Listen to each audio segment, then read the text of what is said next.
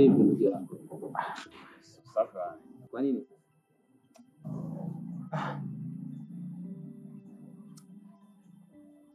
Nilikotoka sio safi kabisa. Shida.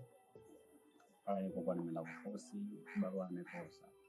Katafuta sehemu nyingine hamna. Sehemu nyingine siipati. Mpaka nimeamua nirudi nyumbani. Kwa sababu nimeona kama niendelea kubaki huko mtaani kama nachanganyikiwa. Kwa sababu imekuwa ni kama desturi sasa. Bila kukicha naenda kufosi, hamna riziki. Bila kutwa nikienda kupambana, sipati riziki, narudi mikono tu. Sasa mpaka nahisi kukata tamaa. Kwa sababu nimekuwa ni mpambanaji ambaye sina mafanikio yoyote. Tumbo langu tu mwenyewe linanishinda. Bro, yani nime give up kweli, yani kwenye maisha kweli. Ninakata tamaa kabisa. Oh. Shida yenu vijana ni moja.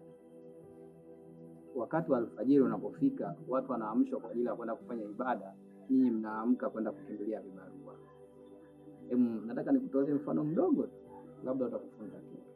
Kuna bwana mmoja alienda kwa kinyozi kwa ajili ya kwenda kunyoa. Kinyozi akamkaribisha, akamweka kwenye siti kama unavyojua vinyozi. Waga hawezi kukunyoa bila kukupigisha story ili usisinzie. Unajua mara nyingi mtu akinyolewa waga anasinzia. Sasa ili usisinzie, anakuwa anakupigisha story, asipate shida kuinua kichwa chako. Basi yule jamaa baada ya kuanza kumnyoa akaanza kumuuliza, "Bwana samahani ndugu yangu, nataka nikuulize swali." Yule bwana mkubwa akasema, "Sawa, niulize." Kinyozi akauliza swali, "Hivi unayaonaje haya maisha jinsi yanavyokwenda?" Yule bwana akasema, kiukweli bwana maisha magumu sana. Maisha magumu. Kila kazi unayoifanya inakuwa ngumu. Na isitoshe hata ukiangalia hata dunia yenyewe, mara huko kuna vita, huko kuna nini, sasa hivi mafuta yanapanda bei, mafuta hayashikiki, mara hanasa zimejaa, watoto wadogo mara yani wanarekodiwa, yani kiufupi maisha yanaenda ovyo na dunia nayo inaenda ovyo. Ndio kinyozi akamuuliza, "Sawa, nikuulize swali sasa. Hivi una familia?" Bwana akasema, "Ndio nina familia." Akamuuliza, "Kama una familia, hivi unaweza kuiacha familia yako kwenye hali kama hii?" Bwana akasema, "Hapana, kiukweli kuiacha familia yangu kwenye hali kama hii, sijui mambo ya hanasa, sijui na nini, kiukweli siwezi kuiacha." Basi yule bwana akasema, "Na ndio maana mimi nishauti.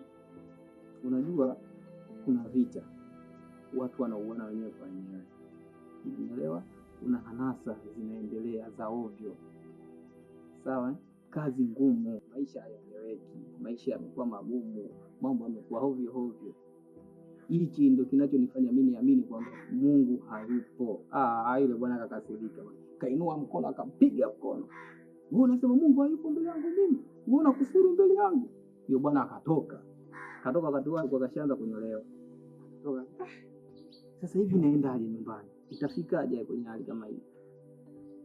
Tulia kwanza. Mama akatulia kwanza. Akashusha pumzi, akafikiria. Mara ghafla akapita chizi. Nywele timu midevu ovyo, akasema, "Yes, nishapata wazi." Akamfuata yule chizi. "Bwana samahani, chizi wewe, unajua tena." Akamtuliza akamwambia, "Nataka nikununulie chakula." Yule chizi ndo akapoa. Baada ya kupoa jamaa akamchukua akampeleka mpaka mgawani. Akamnunulia chakula, yule chizi akala chakula, alipomaliza akamwambia, "Mimi nataka nikupeleke saluni ukanyoe." Yule chizi akakubali, akasema, "Wewe si mtu mwema, basi acha niende naye." Kweli bwana. Yule bwana akamchukua yule chizi mpaka saluni.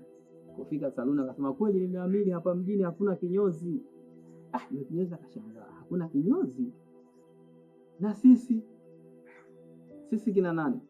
Akamwambia, "Hebu muangalieni huyu. Hebu angalia nywele zake, hebu angalia alivyo kwa mchafu, madevu, manywele, masharubu. Hebu muangalie jinsi alivyo.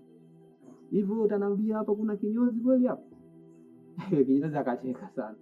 Akamwambia, "Sasa tatizo sisi au tatizo yeye?" Yeye ndo hajaja kunyolewa. Kama angekuja kunyolewa sisi tungemwacha.